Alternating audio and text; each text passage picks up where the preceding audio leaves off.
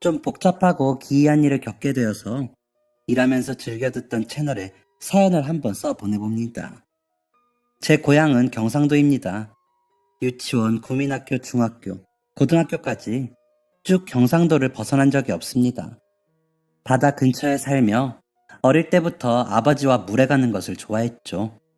아버지는 사나이 중에 사나이셨습니다. 진짜 멋진 분이셨죠. 늠름하시고 자신감도 넘치시고 재미있는 분이었죠. 동네 할머니들이 아버지 보고 꼭 털복숭이 산적같이 생겼다고 놀리곤 하셨죠. 저희 아버지는 어부였습니다. 제가 어머니 없이 아버지 손에 자랐거든요. 아버지가 바쁘실 땐 항구 시장에서 일하시는 할머니들 손에 길러지고 다른 어부 아저씨 집에서 끼니 해결하고 잠자고 하면서 자랐습니다. 그곳엔 저 같은 애들이 몇 명 더 있었습니다. 다들 어부 아저씨들의 자녀들이었죠. 그중 엄마가 없는 애는 저뿐이었지만요. 애들하고 한창 놀다 보면 늦은 오후 돼서 아버지가 일 마치고 오시고 그럴 때마다 맛있는 생선을 먹을 수 있었습니다. 회도 떠먹고 찌개도 끓여 먹고 구워 먹기도 하고 아직까지도 생선은 먹어도 질리지가 않습니다. 아무튼 아버지가 어부이다 보니까 어릴 때부터 아버지랑 배 많이 탔었습니다. 아버지 옆에서 바다 낚시도 해보고 그물 올리는 거 구경하면서 장난치다가 한두 번 죽을 뻔해보기도 하고 바다에서 컸다고 해도 과언이 아니었습니다. 하지만 어부일은 제 체질은 아니었습니다. 즐기는 만큼 성과를 내진 못했죠. 아버지는 그때 저희 지역 최고의 어부셨거든요. 모두가 인정할 만큼 실력이 좋으셨고 똑똑하셨고 힘도 엄청나셨고요. 그리고 희한하게 아버지한테 물고기들이 몰려드는지 낚싯대를 던지는 족족 팔뚝만한 물고기들을 잘도 잡으셨습니다. 아따야, 강씨는 낚시를 어떻게 그렇게 잘한대? 그러게나 말이야. 여기 토박이들보다 더 잘하잖아. 타고난 어부야 아주. 저 양반 원래 힘 좀 쓰던 양반이라잖아. 무시무시했대. 그렇습니다. 저희 아버지가 원래부터 어부는 아니었습니다. 언제부터인지는 제 기억엔 없지만 아버지는 제가 어릴 때 이곳에 정착하시며 배를 타기 시작하셨습니다. 그전에는 무슨 일을 하셨는지 사람들이 궁금해했지만 아버지는 말을 안 해주셨습니다. 그래서 사람들은 자기들끼리 추측을 했었죠. 그러다가 외모도 무섭고 힘도 좋은 걸 보니 아마 깡패가 아닐까 하는 얘기가 돌았는데 그럴듯한 얘기라 언제부턴가는 다들 그렇게 믿고 있었습니다. 그런 얘기를 들어도 아버지는 딱히 부정하거나 해명을 하지 않으셨습니다. 강씨 진짜 깡패야? 제가 초등학생 때였습니다. 이른 새벽 정신없이 경매가 끝나고 정리를 하던 도중에 한 아저씨가 저희 아버지에게 물었습니다. 근처 해수욕장에서 횟집을 하시던 아저씨였습니다. 평소에도 먹을 거 가지고 장난치고 인성이 나쁘기로 소문나서 사람들이 별로 안 좋아하는 아저씨였습니다. 하지만 이상하게도 장사는 잘 돼서 그 근처 가게 중 가장 돈을 잘 버는 아저씨이기도 했죠. 횟집 아저씨는 비아냥거리며 아버지께 물었습니다. 분주했던 시장은 아저씨의 말 한마디로 조용해졌습니다. 다들 놀란 것 같았지만 한편으로는 사실이 궁금했는지 시선은 모두 아버지의 입을 향해 있었습니다. 당황한 아버지는 사람들의 분위기를 살피다가 저랑 눈이 딱 마주쳤습니다. 그러더니 어색하게 웃으면서 대답 대신 말을 돌렸습니다. 아, 많이 사셨어요? 오늘 우럭 많이 들어왔는데. 아니, 왜 말을 돌려? 대답 안 하는 거 보니까 인정하는 거구만. 왜, 막 사람 어떻게 하고 여기 숨어 사는 거 아니야? 그럼 안 되지. 여기 할머니들 무서워서 쓰나? 말이 지나치시네요.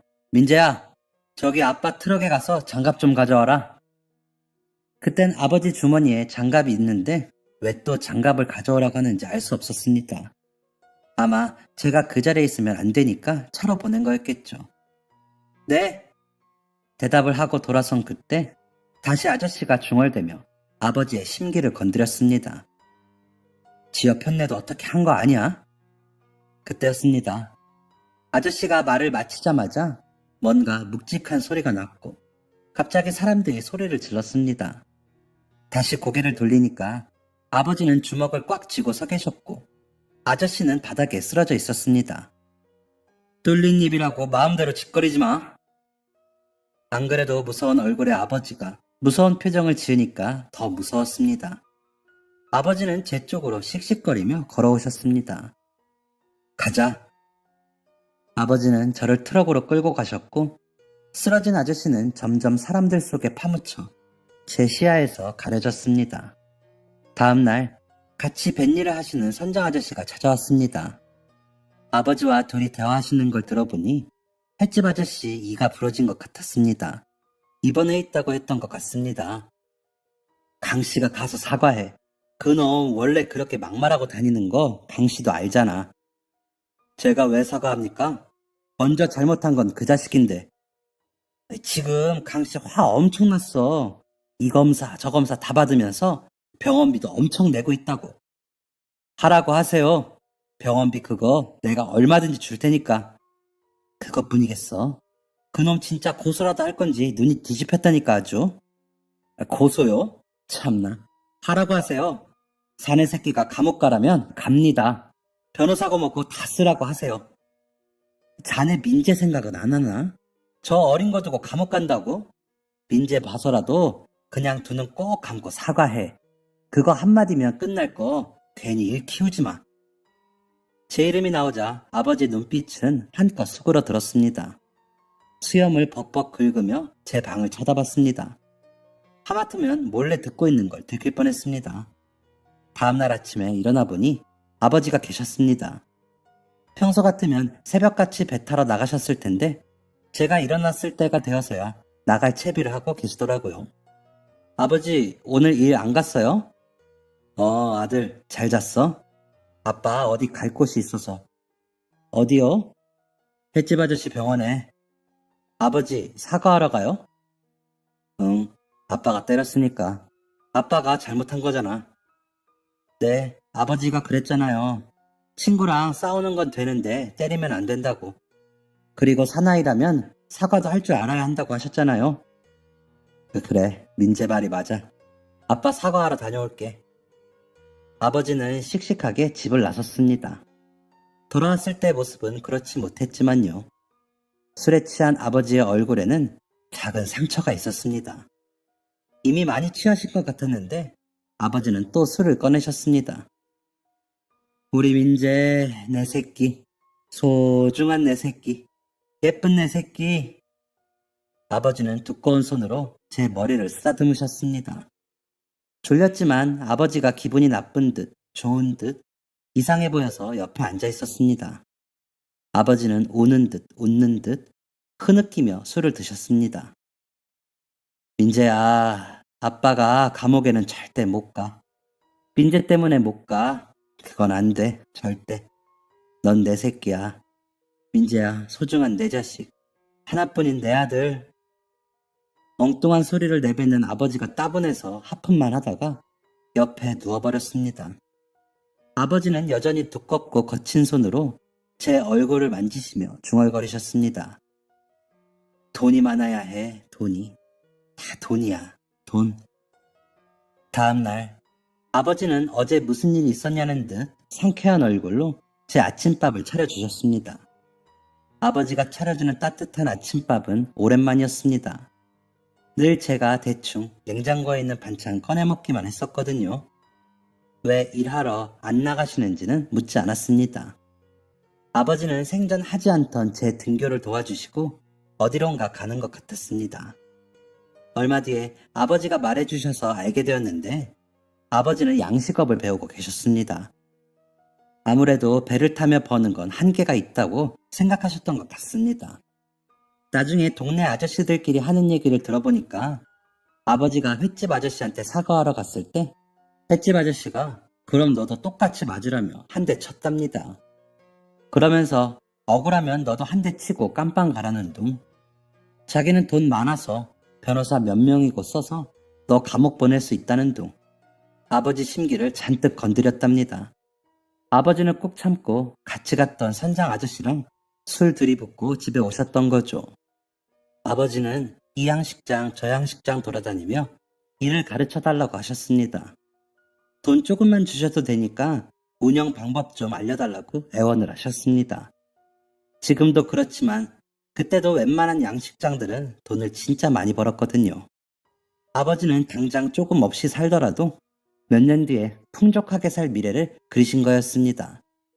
그래서 그맘때쯤부터 중학교 들어갈 때까지 조금 힘들게 살았던 기억이 납니다. 그때 아버지가 경상도뿐만 아니라 다른 지역까지 돌면서 양식업 배우셔서 좀 외롭게 컸던 기억도 있고요. 그러다가 진짜 운 좋게 어떤 할아버지가 장어 양식하시는 거 헐값에 넘긴다는 정보를 받고 아버지가 그걸 받아서 하게 되었습니다. 손쉽게 얻은 건 아니었고 아버지가 그 양식장에서 장어 양식만 1년을 배우셨었거든요. 그러다가 할아버지 연세도 많으시고 자식도 없이 사셨던 분이라 누구 물려주지도 못하고 살기에도 번거로워서 아버지께 넌지시 물어본 것을 아버지가 덥석 수락을 하셨던 겁니다. 그때 아버지가 은행 2군데에서 대출받고 집도 전세해서 양식장 근처 시내 월세로 이사를 하고서 시작하시게 된 거였습니다. 아버지는 정말 열심히 일하셨습니다. 매일 거래처들 전화도 엄청 돌리시고 장어 먹일 밥을 저희 먹을 밥보다 더 열심히 준비하시기도 하셨죠. 장어가 아프면 아버지도 아프셨고 장사가 잘 되면 아버지 기분도 덩달아 좋아지셨습니다. 그렇게 저도 어깨너머로 양식업을 배우게 되었습니다. 고등학교 졸업할 땐 거의 양식장 직원처럼 일했습니다.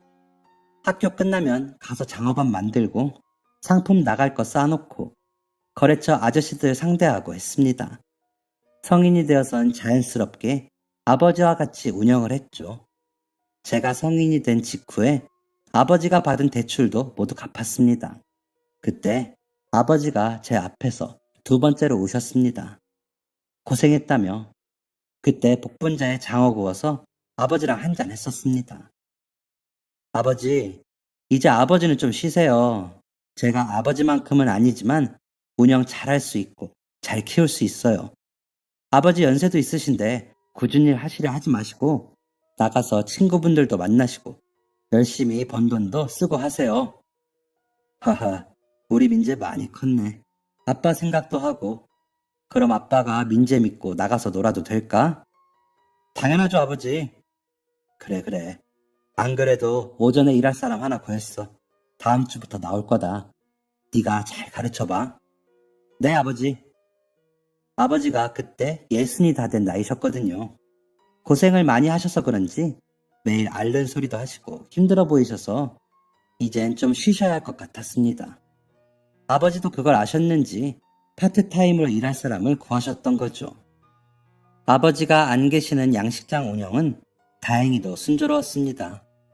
아버지는 대출금을 다 갚은 후에야 마음이 편해지셨는지 여유를 찾으셨고 가끔 친구분들 만나 술도 한잔 하곤 하시더군요. 그런데 어느 날은 일하다가 잠깐 집에 들렸는데 아버지가 집 서랍장 여기저기를 뒤지고 계셨습니다. 아버지, 뭐 찾으세요? 소화제가 좀 있나 하고.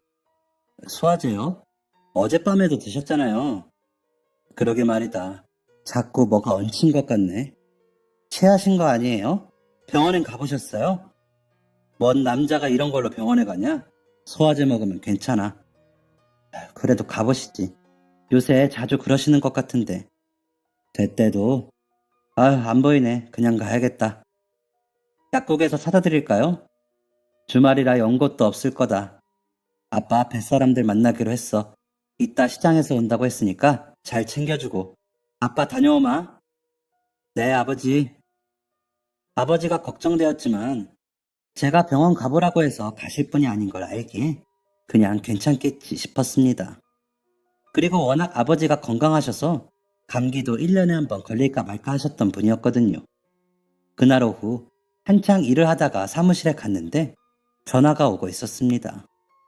거래처인가 하고 받았는데 예전에 아버지와 같이 일하시던 선장 아저씨였습니다. 야, 민재야, 너 왜 전화를 안 받냐? 저 좀 바빴어요. 그런데 왜요, 아저씨? 큰일 났어, 임마. 너희 아버지 지금 병원 실려가셨다. 나도 지금 대리 불러서 병원으로 가려고 하니까 너도 얼른 와. 바로 차 타고 아저씨가 알려주신 병원 응급실로 갔습니다. 아버지가 병상에 누워 계시더라고요. 그 모습이 너무 충격이라 아직까지도 잊혀지지가 않습니다. 병상에 꽉 차는 거구의 몸으로 가만히 누워 잠드신 아버지의 모습을 멍하니 보고 있는데 선장 아저씨가 제 뒤를 이어 달려오셨습니다. 민자 왔냐? 아이고, 무슨 일이냐 이게. 어떻게 된 거예요? 아니 글쎄 강 씨랑 예전에 같이 배 타던 사람들 몇 만나서 한잔 하기로 했는데 강 씨가 오자마자 속이 안 좋다고 하는데 얼굴이 하얗게 떠 있더라고.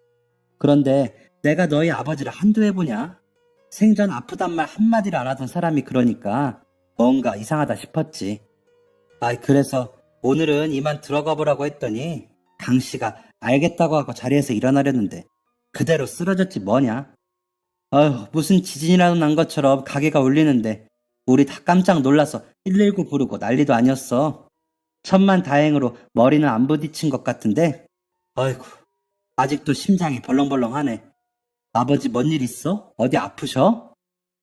그게 저도 잘... 혼란스러운 와중에 의사 선생님이 나타났습니다. 아버지와 비슷한 연세의 의사 선생님이 안경을 올리며 심각한 표정으로 말하셨습니다. 암인 거 알고 계셨어요? 뭐요? 암이요? 모르고 계셨군요. 하긴 이 정도가 되었는데 병원 진료 기록도 없고 치료도 전혀 안 돼 있더라고요.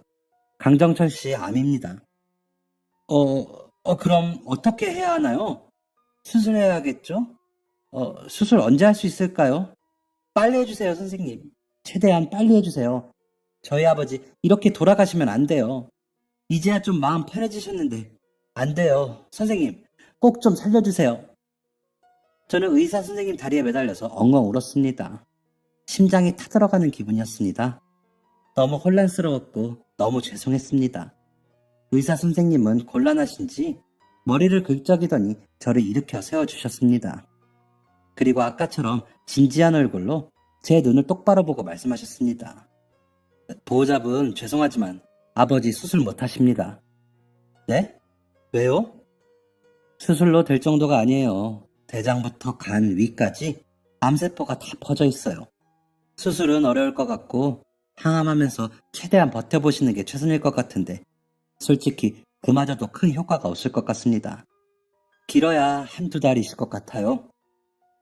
길어야 한두 달이요? 저희 아버지 죽는다는 건가요? 저희 아버지 정말 건강하시던 분이에요.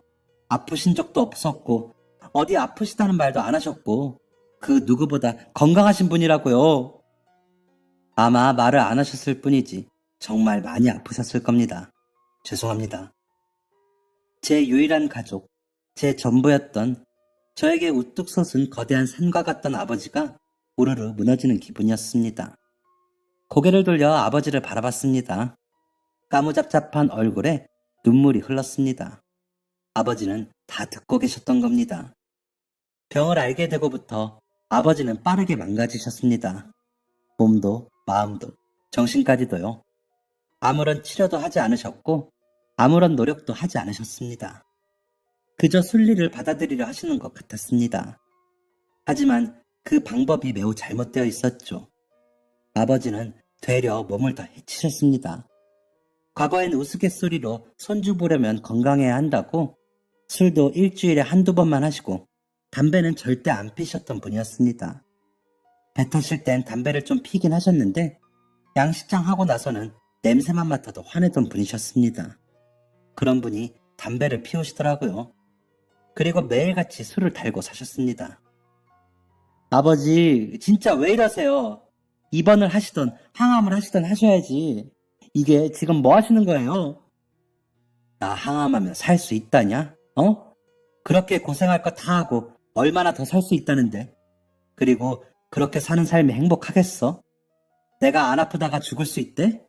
끽해봐야 몇 달 더 사는 삶이 나한테 중요하겠냐? 민재야, 아버지는 그냥 죽을 날 받아놓은 사람이야. 내가 뭐가 두렵겠냐? 그냥 생전 못 해본 거 해보다가 죽을란다. 술에 취해 흥분하셨는지 목소리를 높이던 아버지가 금세 수그러들며 어깨를 축 내리고 술을 드셨습니다. 너무 마음이 아팠습니다. 아버지의 마음이 충분히 이해갔지만 이래도 되는 건가 싶고 무엇보다도 제가 할 수 있는 게 아무것도 없다는 사실이 너무 고통스러웠습니다. 아버지의 죽음이 점점 다가오는 게 느껴졌습니다. 아버지는 밤새 고통으로 울부짖으며 소리를 지르기도 하셨고 죽음이 찾아오기 전에 자신을 해치려 하기도 하셨습니다. 정말 지옥 같은 두 달이었습니다. 그렇게 두 달을 보내자 아버지는 더 이상 담배도 피지 않으셨고 술도 안 드셨습니다. 그럴 기운도 정신도 없으셨습니다. 그저 진통제에 의지한 채 꼼짝없이 누워있기만 하셨습니다. 아버지 몸에 욕창이 생기지 않게 하려고 매일 몸 구석구석을 닦아드렸습니다. 짐승처럼 거대한 몸짓의 아버지는 하루가 다르게 야위어 가셨습니다. 실제로 그 두 달 사이에 20kg가 넘게 빠지셨습니다. 그날도 어김없이 아버지의 몸을 닦아드리고 있었습니다. 그때 아버지가 낑낑거리며 무언가 쥐고 있는 손을 제게 내밀더군요. 이게 뭐예요? 바다. 목걸이였습니다. 짧고 작은 목걸이. 이게 무엇을 의미하는지 전혀 감이 잡히지 않았습니다. 자세히 봐라. 아버지의 말씀에 목걸이에 달린 동그란 펜던트를 유심히 살펴보았습니다. 앞판에는 곰돌이가 그려져 있었고 뒤엔 알 수 없는 이름과 전화번호가 적혀 있었습니다. 어린아이의 목걸이였습니다. 미아 방지용 목걸이요. 이름과 전화번호를 보고도 뜻을 알 수 없어서 아버지를 쳐다보자 아버지가 가쁜 숨을 가다듬으시며 힘겹게 입을 여셨습니다. 그날의 이야기는 상상해본 적도 없는 충격적인 이야기였습니다. 20여 년 전 아버지는 어부와는 거리가 먼 일을 하셨답니다.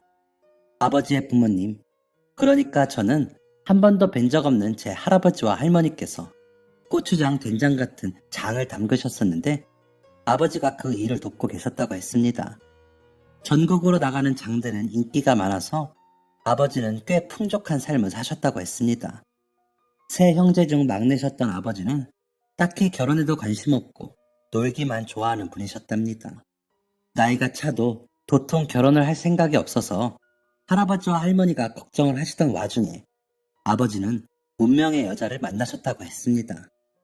제주도로 여행을 갔다가 만난 그분은 제주에서 선생님을 하시던 분이었답니다. 아버지는 그분을 놓치면 안 되겠다 생각했고 절대 고생 안 시킬 테니 같이 아버지의 집인 경상도로 가자고 했답니다. 선생님이라는 안정적인 직업에 아버지보다 나이도 많이 어렸던 그분은 한사코 거절하셨지만 아버지의 완강한 고집과 구애로 결국 같이 경상도에 가게 되셨답니다. 그분은 그 지역에서 선생님이 필요한 것을 알아보기 시작하셨다고 했습니다. 그러던 와중에 임신 소식을 알게 되셨답니다. 그렇게 아버지는 가정을 꾸리셨다고 했습니다. 그 여자분은 고생을 정말 많이 하셨답니다. 아무래도 가업을 물려받기로 했던 아버지 때문에 며느리도 반강제로 일을 거들여야 했답니다. 공무원이지만 임신, 출산과 타 지역으로 온 탓에 일자리 구하기가 쉽지 않아서 시댁살이를 하며 가업을 배우셨답니다. 고생을 안 시킨다는 아버지의 말이 모두 거짓이 된 거였죠. 아버지 말로는 그때 아버지가 철이 안 들었답니다. 아내가 고생하는지도 몰랐고 힘든지도 몰랐고 그저 풍요로운 경제적 환경을 제공해 주었으니 도리를 다했다 싶으셨대요. 그러다 아버지의 아이가 4살이 되던 해에 아내분이 여행을 좀 가자고 하셨대요. 숨 좀 쉬고 싶다며 여행 가서 바람 좀 쐬고 일 좀 쉬고 싶다고 하셨답니다. 그때도 아버지가 화내셨대요. 무슨 일을 한다고 그러냐고. 여행 가 있는 동안 아버지 어머니 두 분이서 일할 텐데 그 꼴을 어떻게 보냐고. 아버지가 이 상황을 저한테 얘기해 주시면서 우셨습니다. 아무튼 두 분이 큰 소리 내니까 할머니가 무슨 일이냐며 오셨고 상황 들으신 할머니가 다녀오라고 했답니다. 험한 곳으로 시집와서 허리 한번 못 펴고 사는 거 같은 여자로서 속상하다며 며느리가 가자는 곳 어디든 가주라고 아버지를 다그치셨다고 했습니다. 결국 아버지네 세 식구는 여행을 떠나게 되었답니다. 그것도 먼 곳이 아니라 그냥 근처 바다였대요. 가서 근처 민박집에서 하룻밤 자고 오는 여행이었답니다. 아버지는 출발하는 아침까지도 못마땅하게 아내분에게 싫은 소리를 하셨답니다. 뒤에서 아기가 듣던 말던 아내분과 다투며 여행이 시작되었는데 그때 사거리를 지나던 중 좌회전하던 이사트럭이랑 박았답니다. 아버지 차랑 받고 이리저리 돌던 트럭도 순식간에 넘어가고 아버지의 차는 도로에서 몇 바퀴를 굴렀다고 했습니다. 그 다음엔 기억이 안 난다고 하셨습니다. 아내분이 손을 잡는 게 느껴지셨다는데 깨어나 보니 병원이셨답니다. 아내와 아들은 병원에도 오지 못하고 그 자리에서 사망했다고 했습니다. 이상했습니다. 나는 이렇게 살아있는데 죽은 아들은 누구인 걸까? 혹시 아버지가 그 후에 재혼을 하시고 나를 낳으신 걸까?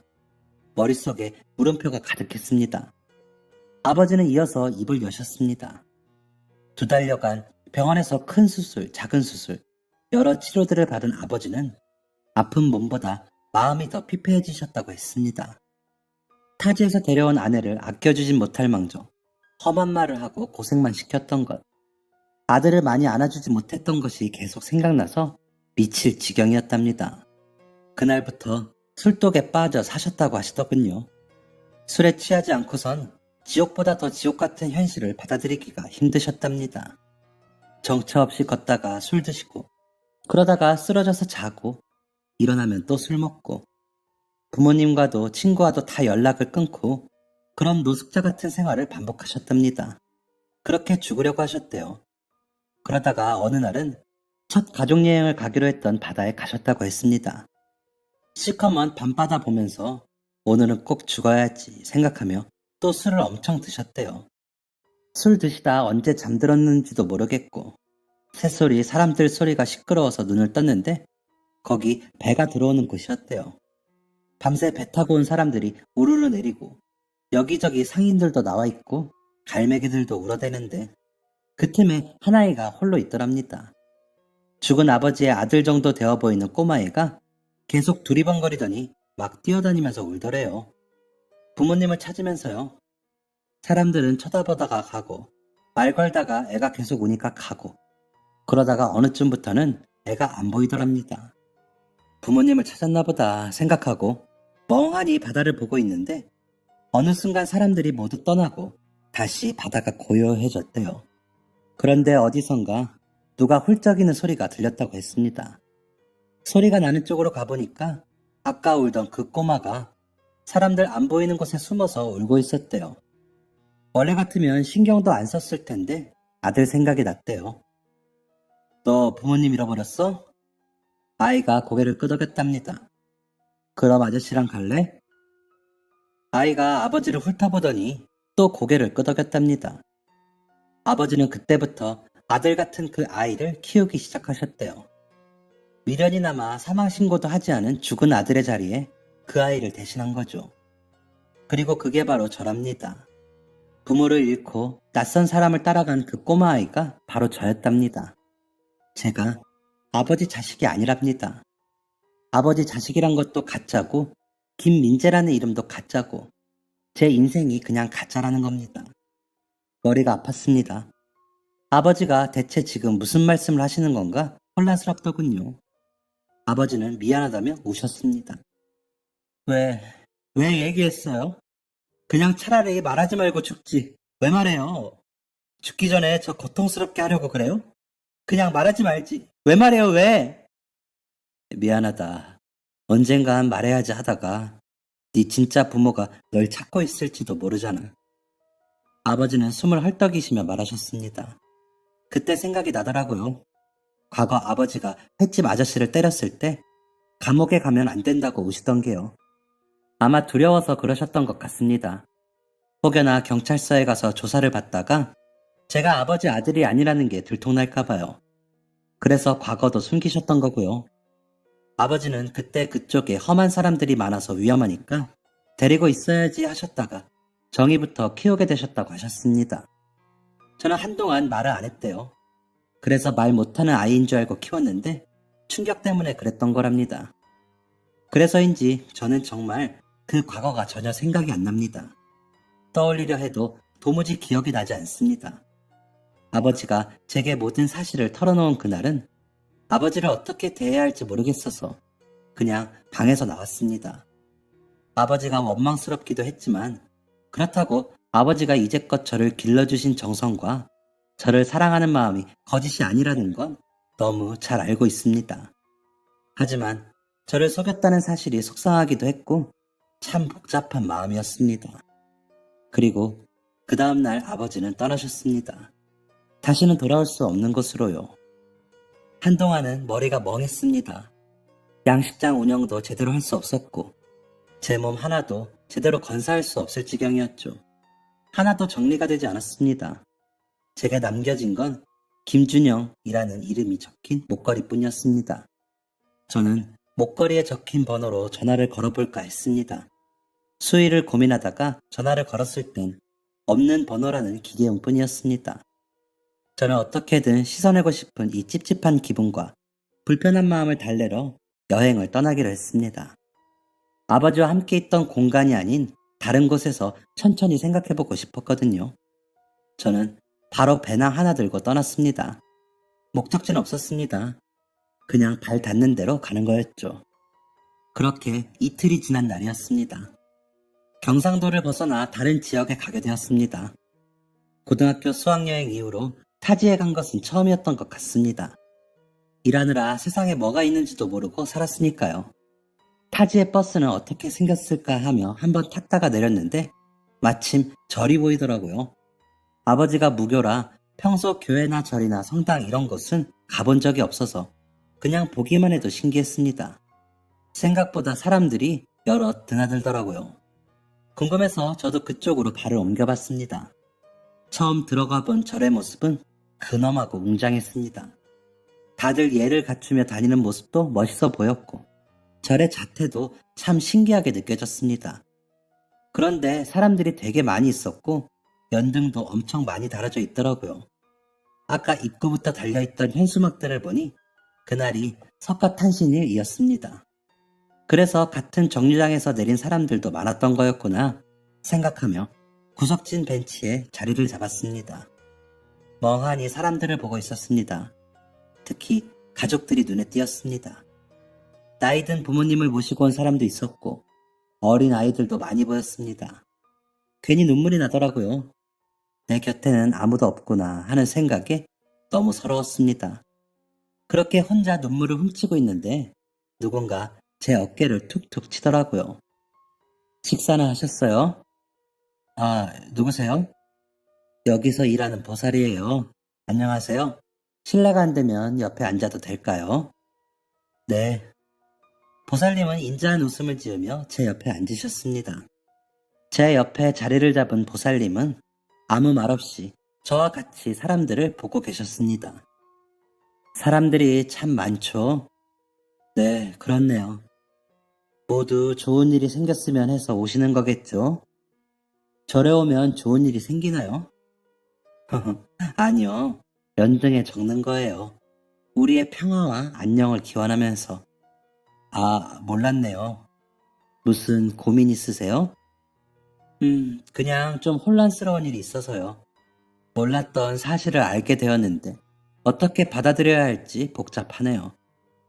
그렇군요. 마음이 많이 안 좋으시겠어요. 네. 보살님은 한동안 말을 아끼셨습니다.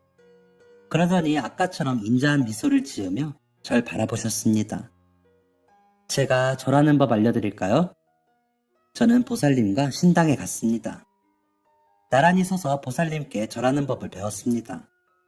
3번 절을 하고 가만히 눈을 감고 앉아있으니 기분이 한결 나아지더라고요. 아까보다 작게 들려오는 사람들의 목소리가 기분 좋게 들리기까지 했습니다. 보살님은 고요를 느끼고 있는 저에게 나지막히 말씀하셨습니다. 식사하고 가세요. 절에서 비빔밥을 먹는다는 것은 들어만 봤지 실제로 먹어보긴 처음이었습니다. 그런데 제가 예상했던 것보다 훨씬 맛이 좋더라고요. 금방 한 그릇을 해치웠습니다. 밥을 다 먹고 들어왔을 때보다 가벼워진 마음으로 다시 발걸음을 옮기려던 때였습니다.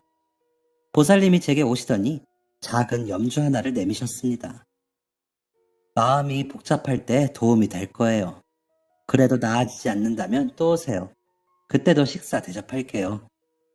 저는 보살님이 주신 염주를 받아들고 절을 나섰습니다. 왜인지 마음이 따뜻해지는 기분이었습니다.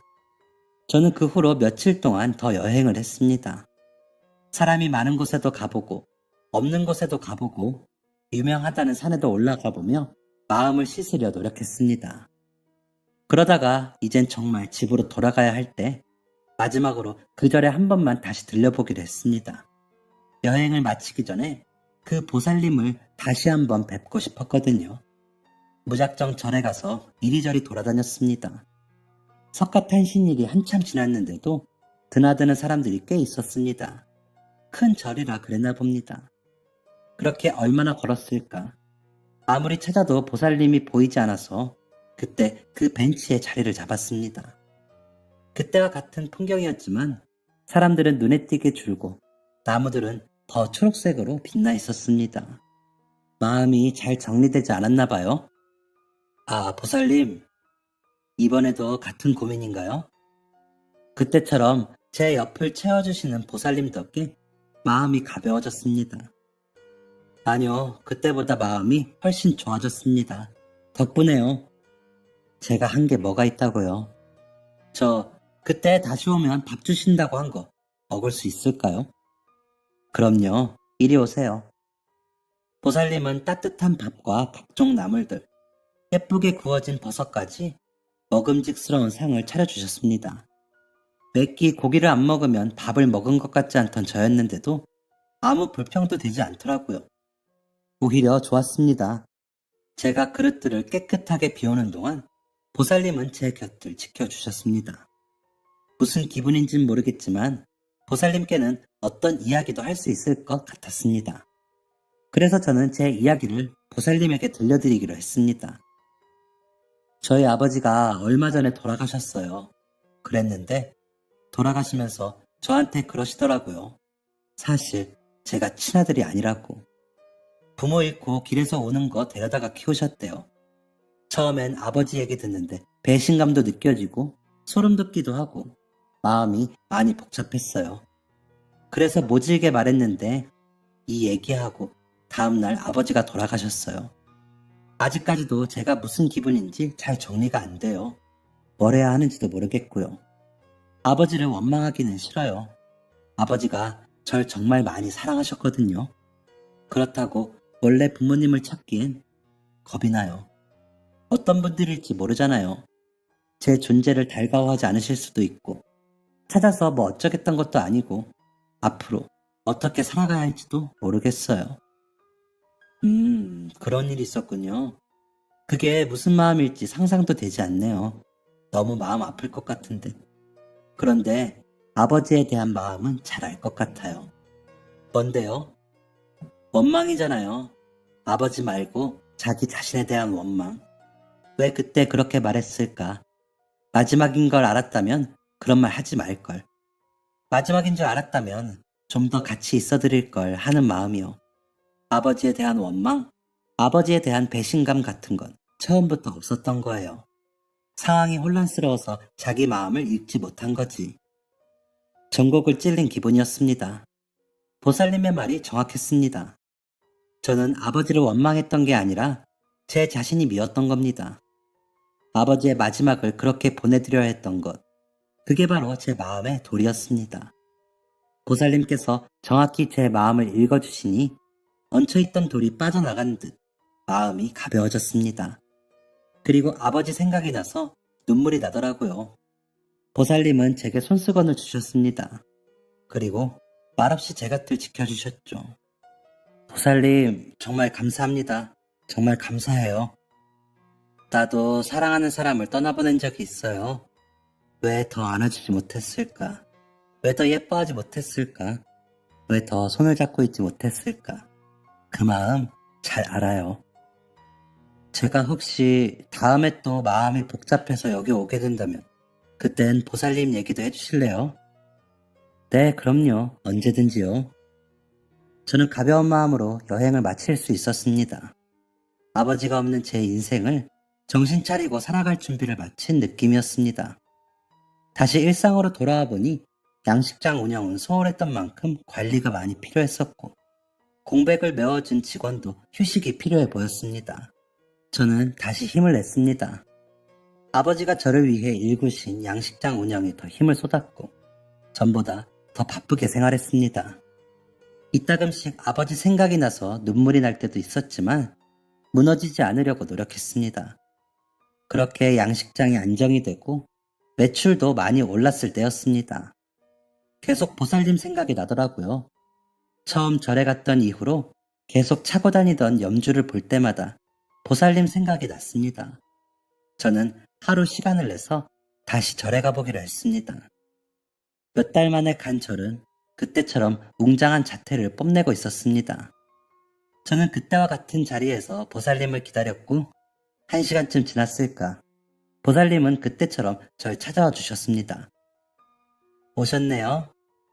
안녕하세요 보살님. 오랜만에 뵙네요. 혹시 오실까 싶어서 이곳을 자주 지났어요. 복잡한 일이 생기셨나요? 아니요, 다 좋아요. 일도 잘 되고 저도 좋아요. 오늘은 보살님 얘기가 궁금해서 왔어요. 보살님은 한참 동안 말을 하지 않으셨습니다. 항상 인자한 표정이던 보살님의 얼굴이 조금 어두워 보였습니다. 보살님은 어렵게 입을 여셨습니다. 벌써 20년은 된 얘기인데 아들이 있었어요. 남편과 저를 반씩 닮은 정말 예쁜 아이였어요. 똑부러지고 애교도 많은. 남편 회사 여름 휴가 맞춰서 여행을 갔었는데